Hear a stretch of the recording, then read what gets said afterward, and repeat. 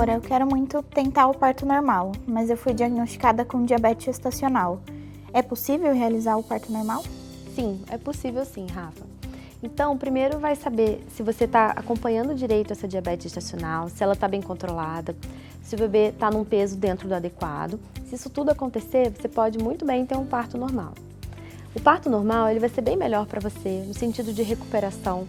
Você não vai precisar ser submetido a uma cirurgia, você já vai ter um contato com o bebê mais rápido, assim que ele nasce, ele já é colocado no seu colo. Para o bebê é muito importante também, porque ajuda a fazer algumas modificações fisiológicas que decorrem do fato de passar ali pelo canal de parto, então para ele é muito interessante também. E também diminui o risco do bebê ter alguma dificuldade de adaptar a respiração depois do nascimento, que é comum inclusive na diabetes gestacional.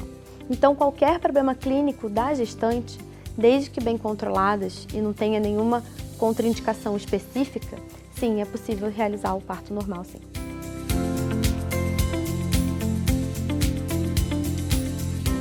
E se durante o trabalho de parto eu quiser anestesia, é possível que seja feita no hospital? Sim, no trabalho de parto, a gente tem algumas maneiras da gente fazer alívio da dor.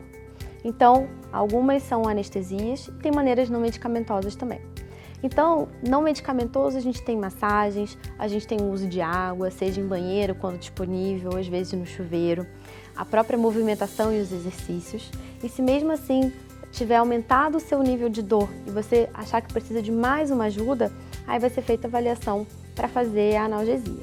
A analgesia no trabalho de parto, a gente tem basicamente 3 tipos. Quando está muito no finalzinho, o bebê já está nascendo, a gente faz a raquianestesia. A raquianestesia é um bloqueio que vai durar ali de 1 a 2 horas. O mais comum da gente fazer é a combinada, que a gente já faz um bloqueio inicial, para já dar um alívio mais rápido da dor, e a gente deixa um catéter, que é peridural, que aí pode ser necessário a gente colocar mais anestésico conforme o decorrer do trabalho de parto. Isso permite que você também tenha mobilidade, que você possa fazer os exercícios para te ajudar no trabalho de parto. A gente também pode fazer só a peridural, que é o catéter, sem fazer esse bloqueio inicial também. A episiotomia é um corte que a gente vai fazer no períneo da mulher para ajudar o bebê a sair. Então, na episiotomia, a gente vai romper 3 camadas: a pele, o músculo e a mucosa, que é a camada de revestimento da parede vaginal. A episiotomia a gente não faz de rotina, existem algumas indicações para a gente fazer. Então, se a mãe está com muita dificuldade de fazer a força para romper aquela última passagem, ou se o bebezinho está dando sinais que ele não está aguentando mais ficar ali, pode ser indicado a episiotomia. Um médico ou enfermeiro obstetriz vai realizar a episiotomia e depois vai corrigir. Depois do parto, o bebê pode ser que ele faça algumas lacerações, e aí a gente sempre vai avaliar. Caso tenha alguma laceração, a gente vai avaliar após o parto e o médico ou enfermeiro obstetriz vão corrigir essas lacerações, então acabou o procedimento. O fórceps, ele é utilizado hoje em dia ainda? Sim, o fórceps a gente ainda usa. Existe o fórceps e o vácuo extrator. Eles são instrumentos que a gente usa como uma última cartada na manga. Quando a gente precisa abreviar aquele trabalhinho de parto, e é mais rápido a gente ou fazer o uso do fórceps ou do vácuo, em vez de passar para um parto cesáreo. Doutora, eu quero tentar o parto normal, mas e se eu, por diversos motivos, não conseguir, precisar ir para uma cesárea? Quais são os riscos?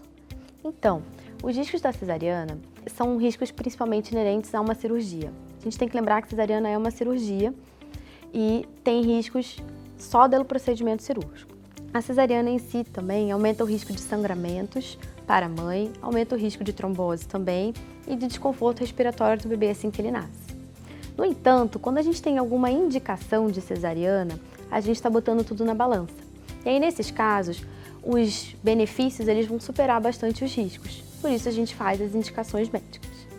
Agora, quando a gente faz uma cesariana que ela não tem uma indicação médica, a gente, na realidade, a gente só vai ter menos benefícios do que os riscos. E por isso que a gente fala que a cesariana fora do trabalho de parto, sem uma indicação médica, ela é mais arriscada que o parto normal.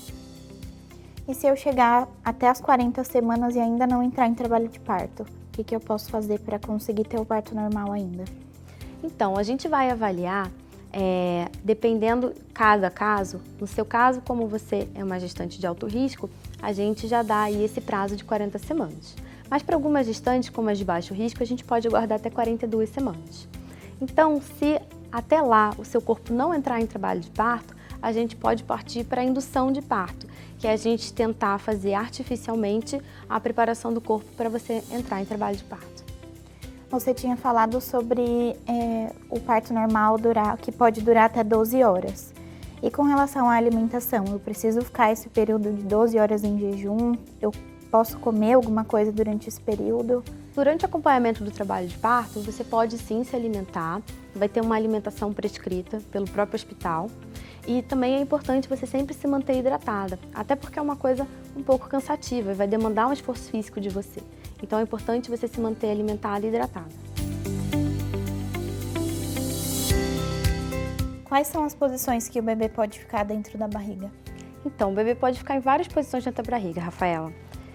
A gente tem aqui a pelve da mãe e o bebê pode estar, por exemplo, de cabeça para baixo, essa é a posição cefálica, essa é a pose que o bebê está para o parto normal. O bebezinho pode estar atravessado assim, numa posição transversa, com o bracinho para baixo, que a gente chamaria de posição córmica. E o bebezinho pode estar também sentado em relação à pelve da mãe, com os pezinhos para cima ou ali embaixo. Isso a gente vai chamar da apresentação pélvica. É interessante a gente entender também como que o bebezinho consegue passar esses 9 meses aí dentro da barriga.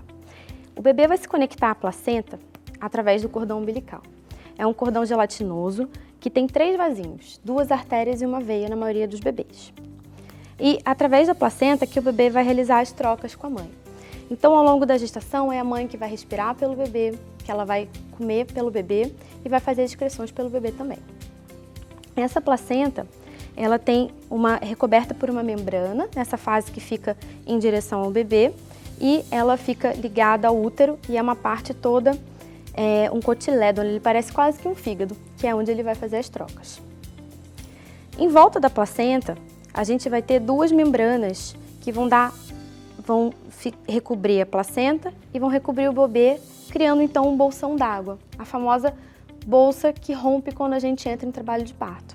Então é a partir da ruptura dessas membranas, são 2 bem fininhas que ficam coladas, quando essas membranas rompem, que a gente vai ter a ruptura da bolsa e aí pode desencadear o trabalho de parto. Existem algumas indicações médicas para cesariana. Então essas vão ser avaliadas pelo médico que está te acompanhando. Algumas indicações são quando o bebê não está de cabeça para baixo, ele não está cefálico, quando a placenta recobre o colo do útero, quando a gestante já é iterativa, ou seja, ela já teve 2 ou mais cesarianas e aquela cicatriz pode gerar um risco de ruptura do útero para a paciente ao longo do trabalho de parto. Se ela tiver herpes genital, mas não que já tenha tido antes, que ela esteja naquele momento para o parto. Então, as lesões da herpes genital são uma contraindicação ao parto normal e a gente tem que fazer cesariana. Às vezes a gente pode fazer cesariana também para programação de algum tratamento que o bebê vai precisar assim que nascer. Então, às vezes a gente sabe que um bebê tem alguma alteração e ele vai precisar nascer e ser operado, vai precisar de um cuidado muito específico. Então, para facilitar o acompanhamento desse bebê depois do parto, às vezes a gente agenda num horário para facilitar a equipe que vai dar o suporte e toda a assistência que esse bebê vai precisar. Quando a paciente quer fazer a cesariana pelo desejo materno, então vai ser solicitado que ela preencha o consentimento para dizer que ela quer fazer uma cirurgia que não tem indicação médica, sendo reforçado para ela os riscos e benefícios da cirurgia. Então, lembrando que a cesariana, ela aumenta o risco de trombose, aumenta o risco de sangramento, aumenta o risco de infecção, porque a gente vai romper a barreira da pele. Então, ela tem que estar ciente de tudo isso quando ela fizer a escolha dela. Na cesariana, os pontos vão ser na pele da barriga, então sempre é importante lavar com água e sabão no banho e secar muito bem. Pode usar também um pouco de álcool 70 ou clorexidina alcoólica para limpar também a ferida mais de uma vez por dia. A gente deixa os pontos da cesariana abertos depois da ida para casa, mas existem alguns pontos que ficam com alguns esparadrapinhos em cima da cicatriz para proteger. Você deixa esses esparadrapos em casa. Se eles caírem sozinhos, caíram. Senão vão tirar quando você for passar na visita de retorno do pós-parto. É sempre importante lembrar de secar bem isso. Então, para secar isso, a gente pode usar o secador de cabelo no gelado, no modo gelado, e secar ali com aquele ventinho, ou também pode passar um pouquinho do álcool 70, que ajuda a secar mais rápido. O álcool 70 é o mesmo álcool que vai usar para fazer a limpeza do umbigo do bebê. Então é bom que você já vai ter isso em casa.